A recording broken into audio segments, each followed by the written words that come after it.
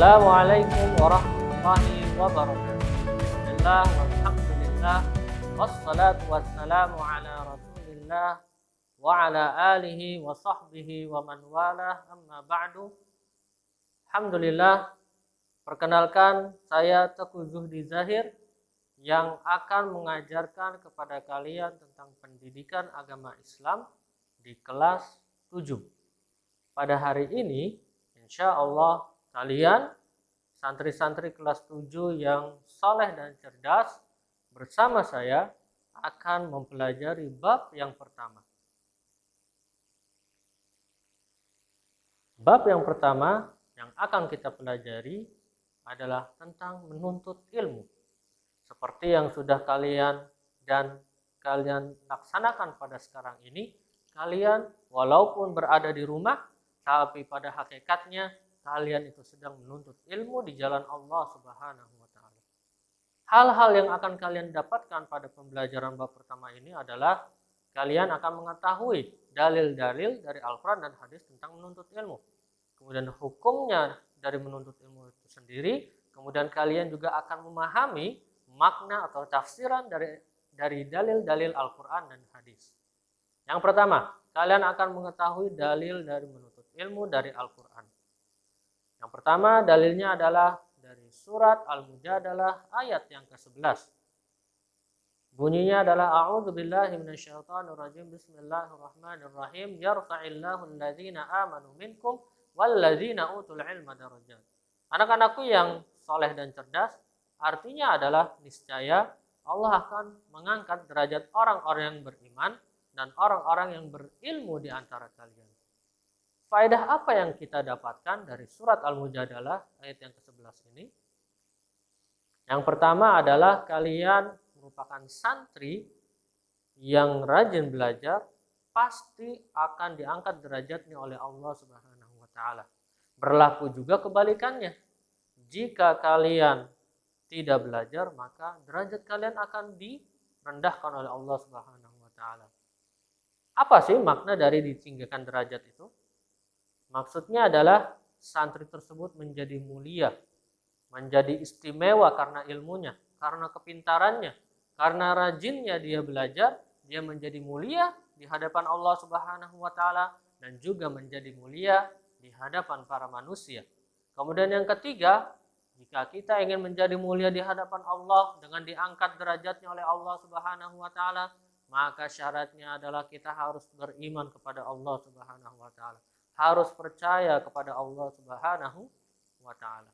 Kemudian dalil yang kedua adalah dari surat Ar-Rahman ayat yang ke-33. Allah Subhanahu wa Ta'ala memanggil golongan jin dan manusia. Jika mereka mampu untuk menembus langit dan bumi, maka lintasilah. Akan tetapi, jika ada manusia yang bisa melintasi langit dan bumi, itu karena dengan kekuatan dan izin dari Allah Subhanahu wa Ta'ala. Kemudian apa makna dari surat Ar-Rahman ayat yang ke-33 ini? Mari kita lihat bersama-sama. Yang pertama adalah Allah Subhanahu wa Ta'ala memberikan ilmu kepada manusia sehingga manusia dapat menghasilkan karya dengan ilmu tersebut. Jadi yang harus pertama kali kita ingat adalah bahwa ilmu yang kita dapatkan itu berasal dari Allah Subhanahu wa Ta'ala, yang disampaikan melalui perantara para guru. Jadi ilmu itu berasal dari Allah. Maka kalau kita yang tadinya tidak memiliki apa-apa, tidak memiliki ilmu, kemudian menjadi berilmu atas izin Allah Subhanahu wa Ta'ala, maka sikap yang harus kita kedepankan adalah tidak boleh sombong. Tidak boleh sombong atas ilmu yang diperolehnya. Karena ilmu yang dia peroleh pada hakikatnya, pada asalnya, itu berasal dari Allah Subhanahu wa Ta'ala. Kemudian yang ketiga, diwajibkan untuk santri agar berdoa terlebih dahulu sebelum belajar. Karena yang memberikan ilmu adalah Allah Subhanahu wa Ta'ala. Kemudian kita yang ingin menjadi santri yang pintar, santri yang soleh, yang cerdas, wajib meminta kepada Allah supaya Allah memberikan kepada kita ilmu yang bermanfaat dan juga berkah. Kemudian Dalil-dalil menuntut ilmu dari hadis. Yang pertama adalah menuntut ilmu hukumnya wajib berdasarkan hadis riwayat Ibnu Majah.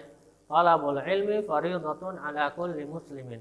Menuntut ilmu hukumnya wajib bagi seorang muslim, baik laki-laki maupun perempuan. Bukan sunnah, bukan mubah, bukan makruh, bukan haram, tapi menuntut ilmu hukumnya adalah kewajiban. Kemudian jika kalian menuntut ilmu, maka kalian akan dibalas oleh Allah Subhanahu wa taala. Yang pertama, jika kalian menuntut ilmu walaupun di rumah saja, maka kalian itu sama saja berada di jalan Allah.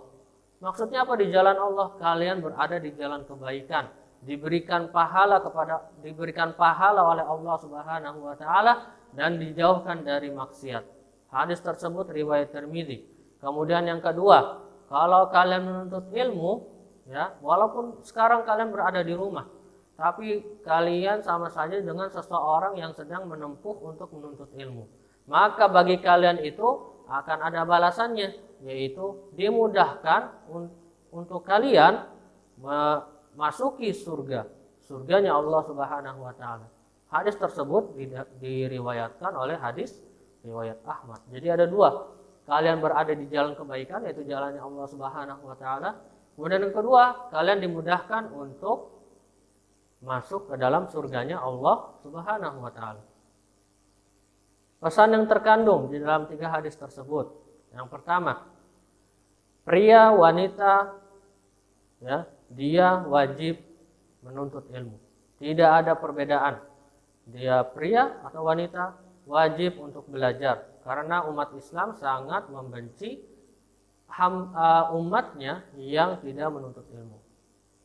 Kemudian yang kedua, harus memiliki niat yang ikhlas. Niat yang ikhlas, tulus karena Allah Subhanahu wa taala. Dengan mengharapkan balasan dari Allah berupa pahala, berupa surga, berupa ridho orang tua dan yang lain-lain. Kemudian yang ketiga, salah satu tanda mudahnya masuk surga yaitu dengan rajin belajar, rajin menuntut ilmu.